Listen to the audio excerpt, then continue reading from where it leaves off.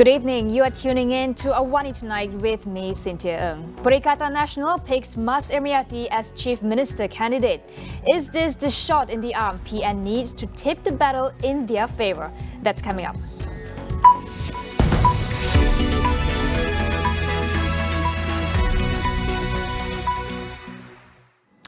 Perikatan Nasional has named Datuk Mas Ermieyati Samsudin as the Chief Minister candidate in the Malacca state election.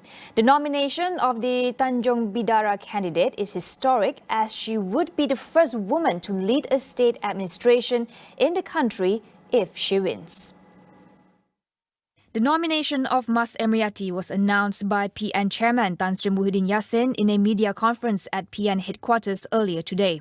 The 45-year-old mother of five is currently the Deputy Minister in the Prime Minister's Department for Parliament and Law. She would have to relinquish the role if the coalition wins. PN is contesting in all 28 seats in the Malacca state election on Saturday, with its component party, Bersatu, standing in 15 seats, PAS 8 and Gerakan 5. Major contenders in the Malacca state election have promoted their youth candidates, but with the disenfranchisement of 18 to 21-year-olds, will we see a change in electoral dynamics? Tonight on Consider This, Sharat Kutan asked our guests about ground sentiment. The setting of the price to obtain 3 spectra to roll out the national 5G network in the country is done through consultation with the Malaysian Communications and Multimedia Commission. To ensure that the price would not be too high for consumers, Communications and Multimedia Minister Tan Sri Anwar Musa says a reference access order method is used. Anwar explained that it is not up to Digital National Berhad or DNB to set the price, which may be high, and then charge it to the mobile network operators. Neither can operators set their own price for it. Anwar added that the reference access order negotiation is still ongoing, and only after its pricing is set, the 5G rollout can be inked with MCMC approval. But so far, the MCMC has yet to give approval for the price. He said this in a reply to Lembah Pantai MP Fahmi Fadzil at the Dewan Rakyat, who wanted to know the opportunity cost for the government compared to auctioning off the 5G spectrum to telco companies for the transition from 4G to 5G. Budget 2022 has passed the policy stage with a voice vote in the Dewan Rakyat today. Warisan and Pejuang attempted to call for a block vote, but it failed to garner support from Pakatan Harapan. At least 15 MPs are needed to be in support of a block vote before it can be triggered. Warisan and Pejuang were not signatories to a MOU between Harapan and Prime Minister Datuk Sri Ismail Sabri Yaakob's administration signed on September 13th. Part of the agreement is for Harapan to support or abstain from the vote for Budget 2022 and any supply bill related to the budget. Chinese medicine halls and convenience stores in Kuala Lumpur could be allowed to sell liquor if they meet conditions set by relevant agencies. Federal Territories Minister Datuk Sri Shahidan Kasim said owners who have met the criteria will be given permission to sell liquor, despite the blanket ban on sale in KL early this November. He said this in the Dewan Rakyat today when he was accused of being contradictory on his statements regarding the ban on liquor sales. Mereka telah bersetuju dengan cadangan kita bahawa kita kena kawal pengeluaran lesen ini agar dihadkan kepada tempat-tempat yang dibenarkan. Kedai cubak Cina yang mendapat kelulusan Kementerian Kesihatan, kita benar. Tapi Yang Berhormat masih mengeluarkan kenyataan kami haramkan di kedai ubat Cina. Jadi itu kena tengok berhati-hati. Kedai sebanika yang memohon sekarang ni mereka kena ikut syaratnya. Syaratnya ialah seperti yang telah ditetapkan, mereka tahu syaratnya.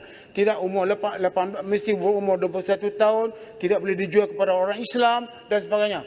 The Federal Territories Ministry said the decision to ban the sale of alcohol in convenience stores and grocery shops around the city is aimed at controlling irresponsible parties who take the opportunity to sell illegal cheap alcohol. The ban was enforced on November 1st. While customers can still purchase beer at such premises, they can only be sold from 7 a.m. to 9 p.m.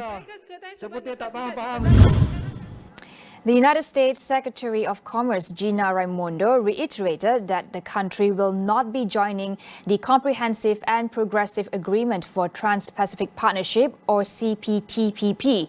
Instead, the world's largest economy would strengthen its partnership and economic integration with the Indo-Pacific region.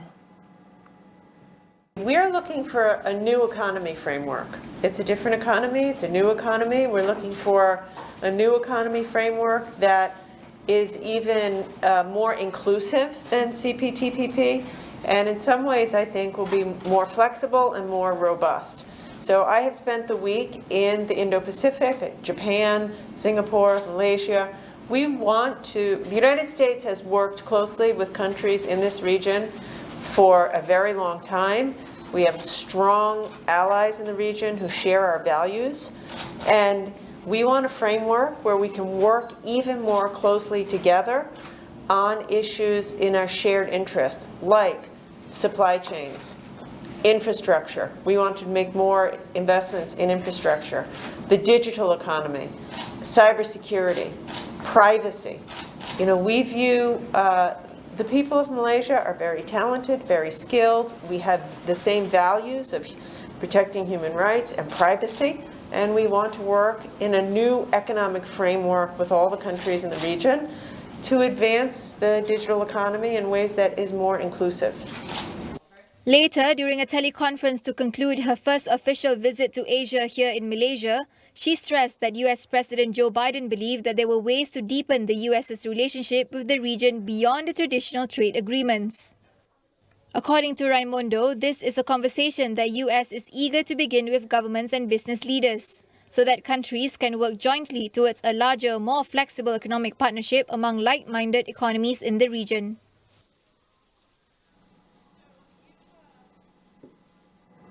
During her visit to Onsemi, an American semiconductor company here in Senawang Negeri Sembilan, Raimondo assured that the United States will be working more closely with Malaysia to solve issues surrounding the semiconductor supply chain.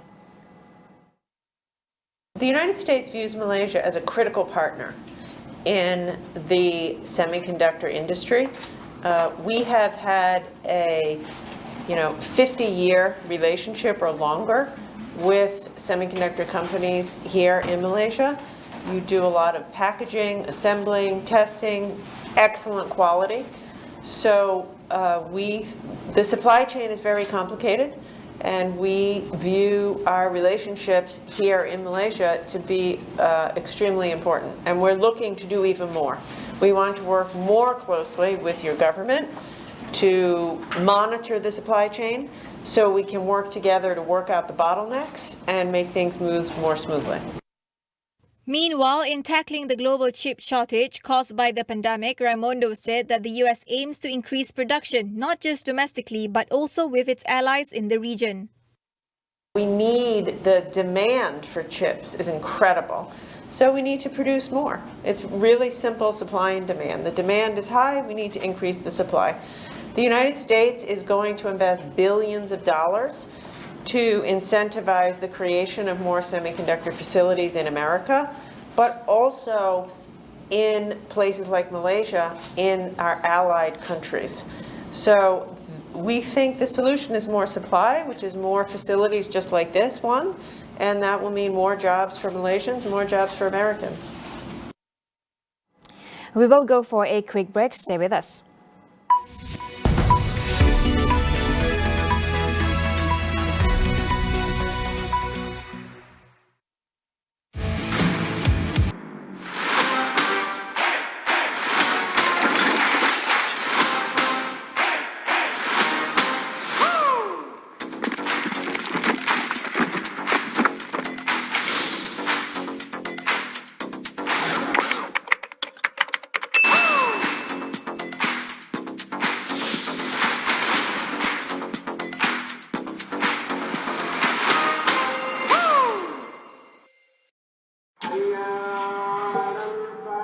Amanah di tangan kita. Adat, budaya dan semangat menjadi kesinambungan perpaduan tanah air yang tercinta. Berteraskan adab yang terpahat di jiwa dan raga Marilah bersama kita membina negara Malaysia. Untuk memastikan Malaysia ada ke depan dan maju. Induknya adalah Melayu. Balik kepada orang yang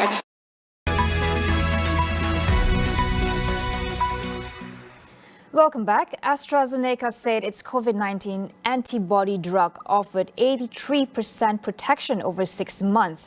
The company also found that patients with mild to moderate COVID-19 showed that a higher dose of the therapy cut the risk of symptoms worsening by 88% when given within 3 days of first symptoms. The latest round of positive results potentially position AstraZeneca as a rare supplier of both COVID-19 vaccines and treatments. The drug makers say the real advantage of the injected therapy called AZD7442 or Evishield was as a preventative shot rather than as a treatment. The antibody cocktail would also help people who do not respond well to vaccines. The head of the Women's Tennis Association, WTA, has questioned the legitimacy of an email released by Chinese state media attributed to tennis player Peng Shuai. The tennis star has not been heard from since she made sexual assault allegations against a top Chinese government official 2 weeks ago. In the email, Peng purportedly said the allegations are not true, adding that she is not missing or unsafe. Chairman of the WTA, Steve Simon, said he is now even more concerned for the welfare and safety of Peng. 35-year-old Peng is a former #1 ranked tennis doubles player from China. She had not been heard from publicly since posting an allegation about former Vice Premier Zhang Gaoli on Chinese social media site Weibo in early November. She alleged that she was forced into sexual relations with Zhang in a post that was later taken down. The WTA and leading voices from the world of tennis have increasingly spoken out about Peng since, including Naomi Osaka and Novak Djokovic. The Selangor International Business Summit SIBS 2021 has officially commenced today. Menteri Besar Selangor, Datuk Seri Amiruddin Syari, says the summit is the best opportunity for local industry players to break into the ASEAN market. SIBS 2021, a key annual initiative by Selangor, is a major networking avenue to introduce ASEAN and international businesses to find out the opportunities available in the state.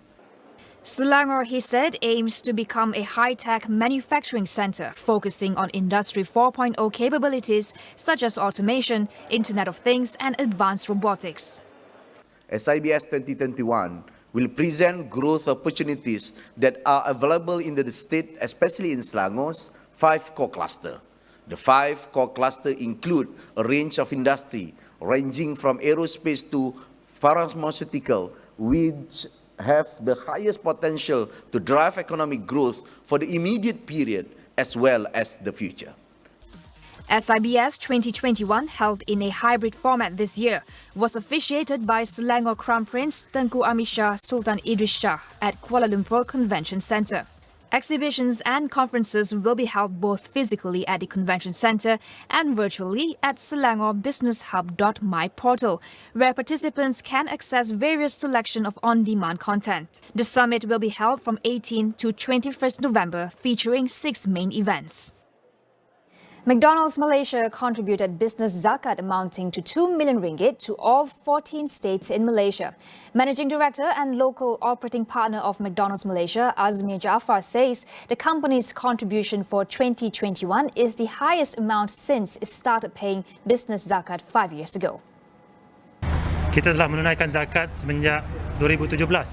Semenjak McDonald's Malaysia diambil alih oleh Reza Group daripada Saudi dan kita dipunyai 100% oleh shareholder beragama Islam, kita telah menunaikan zakat sehingga tahun ini tahun kelima. Keseluruhan zakat semenjak 5 tahun yang lepas ialah 6.5 juta ringgit. So insyaAllah di tahun-tahun akan datang dengan perkembangan perniagaan kita, kita akan terus menunaikan zakat menjadi tanggungjawab kita, insyaAllah akan lebih tinggi lagi. Azmir added that it is the company's religious commitment to pay zakat to be distributed to those in need. As a company with over 300 restaurants across the country, Azmir said McDonald's Malaysia aim to continue giving back to the communities where they operate in through thick and thin. And that is all we have for you on AWANI tonight. Get the latest news updates on COVID-19 and COVID-19 vaccines from astroawani.com and Astro AWANI app. I'm Cynthia Ng. Thank you for watching.